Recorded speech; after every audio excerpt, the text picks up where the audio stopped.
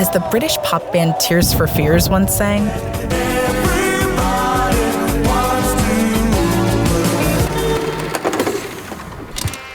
this line might serve to explain the USA and USSR's dynamic on the world stage in the 20th century. Two nations, both with ambitions of shaping the world in its image. These rivals have faced off everywhere, from the desert sands of Afghanistan to the Olympic ice in Lake Placid. In the United States, American school kids were trained to duck and cover for the potential Soviet nuclear attack, learning from Bert the Turtle. Duck and cover. But believe it or not, before the near half-century of tension that was the Cold War, there was a time when these two global superpowers were actually allies. Alongside the United Kingdom, they formed a super team that a comic book editor might have scrapped as unrealistic. But as the ancient proverb goes, the enemy of my enemy is my friend. Especially when that enemy is Nazi Germany. The horrors of the Second World War forced Winston Churchill of the United Kingdom, Joseph Stalin of the Soviet Union, and Franklin Roosevelt of the United States to form a grand alliance to defeat the Axis powers once and for all. But the story doesn't end there, not by a long shot. To really understand why the US and USSR can't seem to get along, we need to learn how and why the Grand Alliance began to unravel, and how one bomb changed the course of history.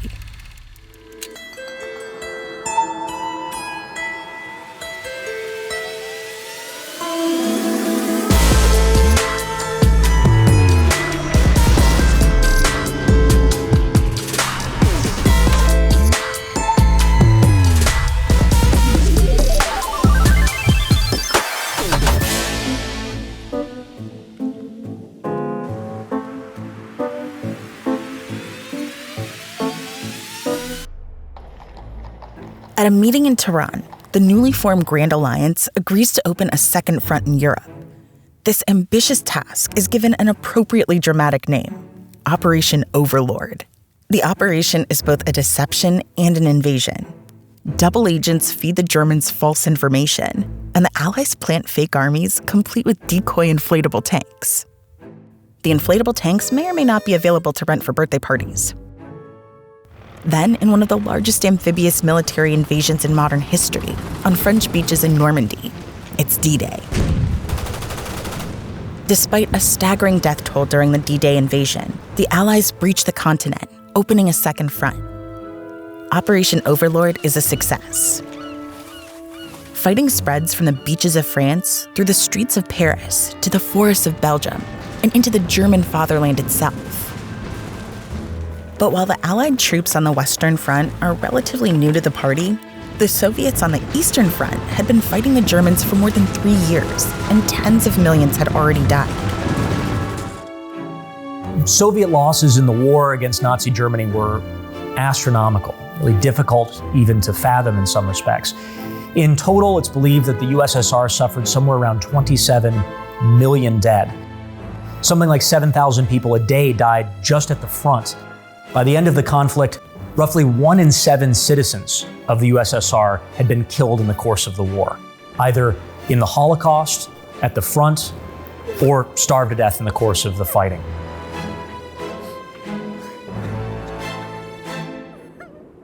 As you can imagine, both sides were determined to end this war as quickly as possible.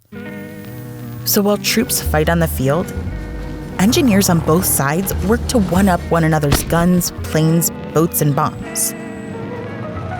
German scientists and manufacturers supersize their weapons, inventing high-altitude bombers, enormous railway artillery guns, the first ballistic missiles, and the first cruise missiles. But the Holy Grail is still out there. A weapon that can destroy whole cities. Before the war began, German scientists discovered nuclear fission, making an atomic bomb a theoretical possibility. Many of these scientists ended up fleeing Nazi Germany and escaping to the United States, but plenty more stayed behind to work for Hitler. In October of 1939, the economist Alexander Sachs arranged an appointment with Franklin Roosevelt, conveying the message of two major scientists, Albert Einstein and Leo Szilard, about the potential benefits, but also the potential dangers of a nuclear weapon if one were ever to be made. Roosevelt responds to this meeting with Sachs saying, "I understand where you're coming from. You want to make sure the Nazis can't blow us up." For this reason, people often cast and describe the Manhattan Project as part of a race to get the bomb, a race against Nazi Germany. The Manhattan Project. While it might sound like the name of a Sex and the City spinoff, it's something even more controversial. This sprawling yet secretive project brings together government, military, industry, and academia, working in a variety of labs and other facilities, stretching from Montreal, Quebec to Los Alamos, New Mexico. It costs upwards of $2 billion, the equivalent of about $23 billion today. The project also employs over 130,000 people, none of whom could use it to impress their parents, because secrecy is absolutely paramount. When Truman was a senator, he had found a big hole in the federal budget, and he was on a committee looking to get corruption and waste out of wartime appropriations. He went to the Secretary of War and asked Secretary Stimson, "Can you explain where this money has gone?" And Stimson quite bluntly told him, "I'm sorry, this is a top secret project, and I can't tell even a U.S. senator about." And Truman had accepted that. Meanwhile, the tide is turning in Europe, so Roosevelt senses it's time to reassemble the Grand Alliance to discuss what comes next. But getting three world leaders fighting a war to meet in the same place at the same time is apparently about as easy as, well, planning D-Day. The following is a reenactment with some artistic liberties. Scotland? It would be impossible for me to leave the country. Malta, Athens, Cyprus? The Soviet Black Sea coast. UJ wants the Black Sea. Jerusalem, first-class hotels. UJ won't travel beyond the Black Sea. Yalta? Yalta. Yalta? From Malta to Yalta, let nobody alter. Yalta is as strange as it is significant. These world leaders and their generals did not stay in five-star hotels. Instead, the meeting to decide the fate of the post-war world happens in abandoned palaces, plagued with bedbugs and lice. Attendees enjoy multi-course meals, but there are only 9 functioning toilets for the 100-plus guests. We can only imagine what the small talk in that bathroom line must have been like. Churchill said that if they'd spent 10 years doing research, they couldn't have found a worse place, and that the only redeeming factor that could salvage the Yalta Conference was whiskey. This very much fit given the miserable conditions in which the three leaders would meet and the enormous difficulty of even getting there in the first place. Although they meet as allies, each leader has his own, oftentimes conflicting agendas as they envision their nation's role in the world after the war.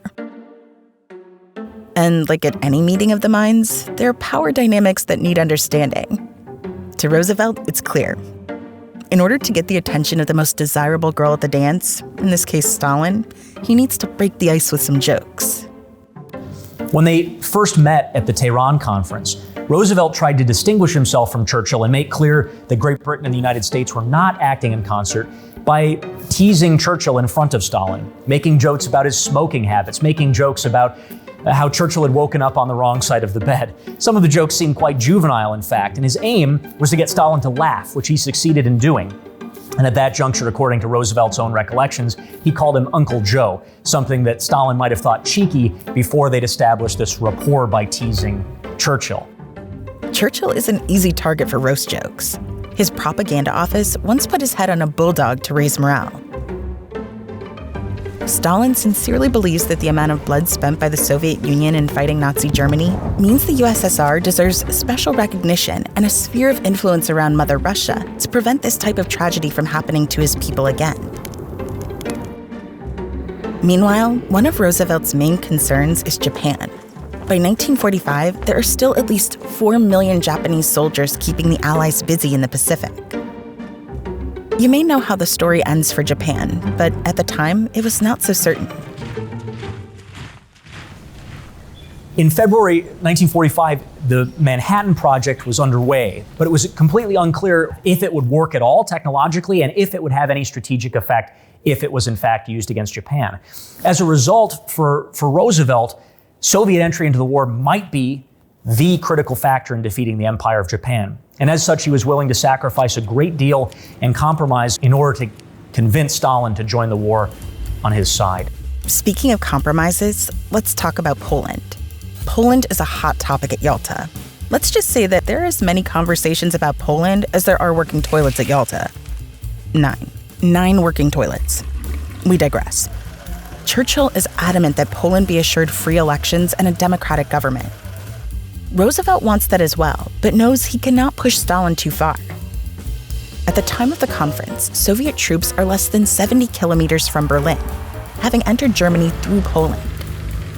And in the post-war world, this may or may not have entitled them to dibs. In the end, without polling the Poles, the Grand Alliance agrees to slice up Poland, giving the bulk of eastern Poland to the Soviet Union in exchange for a loose agreement on ensuring free elections there. Emphasis on loose. Despite the looseness of the arrangement, Roosevelt and Churchill returned to their home countries optimistic. Roosevelt had gotten a commitment from Stalin to join both the nascent United Nations and the war against Japan. And the three amigos had signed a joint statement called the Declaration on Liberated Europe, promising free and unfettered elections. Does this mean they trust Stalin to deliver? Who's to say? But back in the UK, Churchill insists that he did not make the same mistake as his predecessor, saying poor Neville Chamberlain believed he could trust Hitler. He was wrong, but I don't think I'm wrong with Stalin. Here's what Roosevelt has to say before Congress. The United States will not always have its way 100%, nor will Russia, nor Great Britain. But I am sure that under the agreements reached at Yalta, there will be more stable political Europe and the parts of it than ever before. Almost 2 months to the day after the Yalta Conference ended, Roosevelt is sitting for this portrait when he has a terrific headache. His words. We interrupt this program to bring you a special news bulletin from CBS World News. A press association has just announced that President Roosevelt is dead. On April 12, 1945, Roosevelt dies from a cerebral hemorrhage. The world is shocked. Churchill sends his condolences. Stalin orders all government agencies in Moscow to display flags of mourning. And a new leader is thrust upon the world stage. Out of the wings comes the unknown understudy, Harry Truman. It's a tremendous shock to go from Franklin Roosevelt, this towering figure in American politics, to this virtually unknown man from Missouri. His replacement, Harry Truman, barely knew Roosevelt at all. They had met twice during the time that Truman was Roosevelt's vice president. They had barely communicated, so he doesn't understand the main figures, the main people, the main players, the main strategic agreements. When he asked what the United States had agreed to do at Yalta, nobody can find the official minutes. He's really adrift. Truman could not have started the job at a more complicated time. What should he do with Germany after its surrender? How does he defeat the Japanese in the Pacific? At least he finally had the security clearance to learn what that hole in the budget was all about. Shortly after he became inaugurated as president, Stimson took him aside and told him, "You remember that gap in the budget that you found a couple of years ago? Now I can tell you what that gap is. It was for the Manhattan Project." The greatest secret of the war comes into the open. From hidden factories over the nation, under heavy army protection, the first atomic bomb was assembled. It takes about 6 years, 7 months, and $2 billion to develop the first plutonium bomb after the discovery of nuclear fission. But the gadget, as it was called, needs to be tested. So on July 16, 1945, in the conveniently named Jornada del Muerto Desert Basin, which literally translates to Working Day of the Dead, the first atomic bomb test takes place. No one quite knew what was going to happen here. There was even some concern that the thing might blow up New Mexico. So they started the countdown around perhaps 4 in the morning. And just before dawn, a very dark moment, they counted down to 0.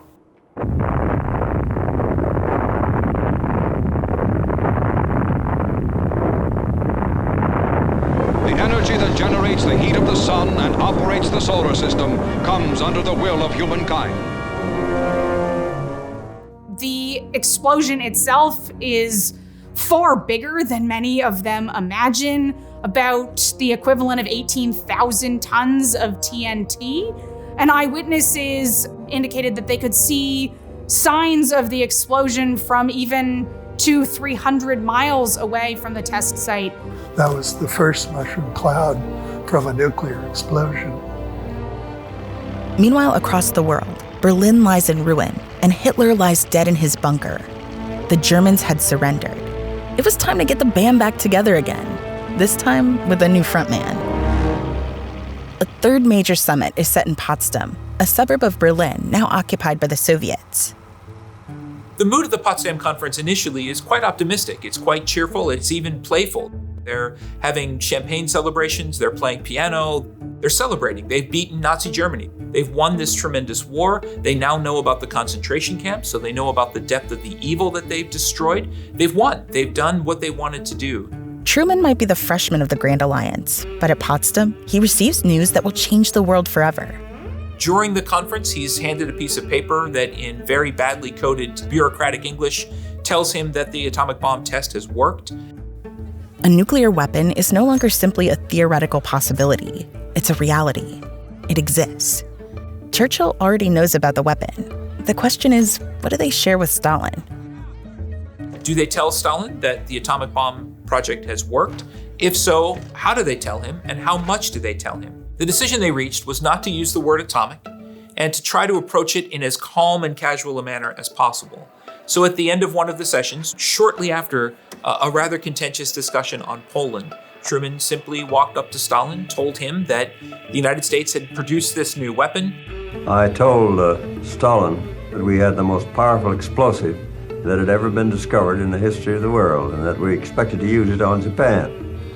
He smiled at me and bowed and said he was glad we had the explosive, and he hoped that it would end the Japanese war. I don't think he knew what I was talking about, because he didn't display any surprise at all.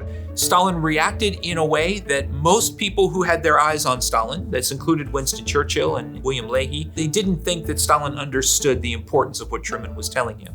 And of course, they couldn't have been more wrong. Of course, Stalin understood the importance of what Truman was telling him. He already knew of the Manhattan Project because it had been infiltrated by Soviet spies from the start. So when Truman tells Stalin about the weapon, it's almost like that one scene from Friends where Ross tells the group something that everybody already knows, and Phoebe goes, "That is brand new information!" You already know, don't you? A little bit.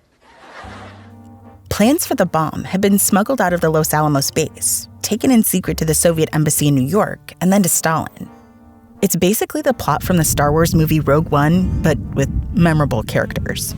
Probably the most notable of the Soviet spies was a German physicist named Klaus Fuchs, who was placed at the very center of the bomb program. As Oppenheimer said later, he could not have been more intimately placed and positioned as a spy than he was. There's an old saying that every conversation is really three conversations. What you said, what you meant to say, and what the other side understood. The Americans and the British thought that they had communicated what they wanted to communicate, that there was this new weapon, it would be used against Japan only, but that it was no threat to the Soviet Union. The Soviets think that they were being blackmailed with the atomic bomb into changing their position on Poland. The United States and Britain did not connect the two things, but the Soviet delegation most certainly did. What ends up happening is that the United States and Britain walk away from that very brief meeting thinking that they've done what they wanted to do. They've told Stalin about this weapon without revealing too much. Instead, what they did is increase in Stalin's mind the fear that the United States and Britain would use the atomic bomb to leverage the Soviet Union in ways that would demonstrate that the Soviet Union was becoming an enemy, not one of the Grand Alliance anymore. The Greek historian Thucydides described war as a rough master.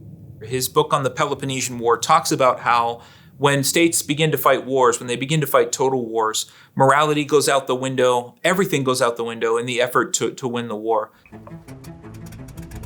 Once the Germans began bombing civilians on a large scale in Poland, essentially the gloves came off and all of the major combatants began practicing strategic bombing on a large scale. The aim was to destroy entire cities. In the spring of 1945, Tokyo would be subject to the largest firebombing raid of the war, a raid that estimated to kill over 100,000 people and created heat so intense that the rivers of Tokyo actually boiled in the course of the bombing. All that before the atomic bomb. And still, the Japanese refused to surrender. In fact, Emperor Hirohito vows to fight to the last man. Now with this new weapon in his arsenal, Truman must weigh his options carefully. To end the war against Japan, there are a number of options. The United States and Britain could have done an invasion of the Japanese home islands, which will be by far the costliest in terms of human life. They could conduct an air campaign as they had been doing, although they're running out of targets because of the damage that has already been done to Japan. They could try a blockade, although that could take a very long time. Each of those comes with significant downsides, especially in the cost of human life.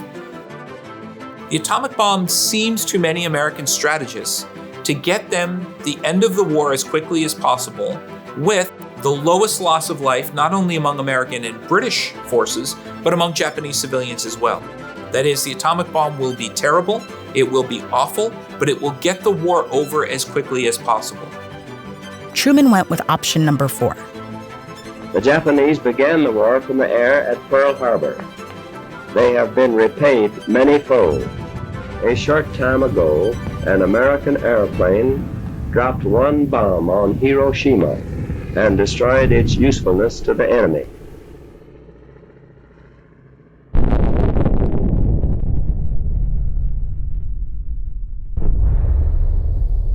Three days later, another atomic bomb is dropped. This time on Nagasaki, a city of 263,000 people.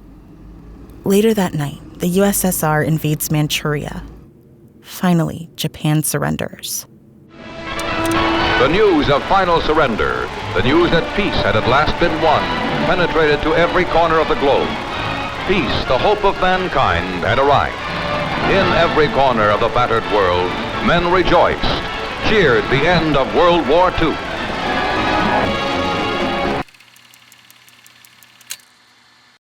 One of my earliest memories is the Japanese attack on Pearl Harbor. To me, the notion that something called the atomic bomb put an end to this huge world-scale event was profound, even at 8 years of age. I understood that the world had changed forever. The bombs changed everything. That when you destroy everything in a city, you destroy all the buildings in the city, but also all of the human connections. Everything that human beings do in the course of their very rich and ornate and personal lives were simultaneously broken down at Hiroshima and Nagasaki. The whole fabric of the city was destroyed in a way.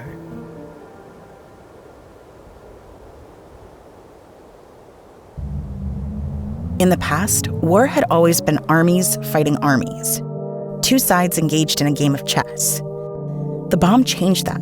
Having a nuclear weapon was like bringing a hand grenade to a chess match. It doesn't matter whose king is in check when a player can simply blow up the board. Once in mass production, bombs were also relatively inexpensive by military standards, costing about as much as a battleship. The weapon was worth more than the army itself. In theory, a small country with nuclear weapons could beat a large country without them. War would never be the same again. World War II was the last world war as a result of these new weapons. And that was a truly millennial change in human history. Although it would be possible to have world-scale nuclear war, the result would not be victory for any side. The result would be mass destruction throughout the world.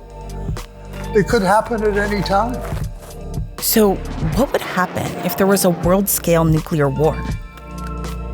It's something many people worry about, with good reason. It's estimated that the explosions and the resulting fires from a nuclear war would cause so much destruction and generate so much soot, smoke, and smog that the sun would essentially be blocked out. Over time, world temperatures would drop. People and animals would starve. It would be every bit as destructive as the extinction that destroyed the dinosaurs. And yet, in 1945, the United States felt secure in the knowledge that they were the only nation with the power to make that happen. Stalin really did not have a large bomb program during the war, despite all this information coming from espionage, because he didn't trust it. He thought the United States might be trying to trick him with disinformation into wasting a lot of money and resources that he needed desperately to fight the war. Until he got the first word from his observers at Hiroshima and Nagasaki. And he suddenly understood that this was not disinformation. He called in Igor Kurchatov, who was a physicist, and said in so many words, "Comrade, give me the bomb."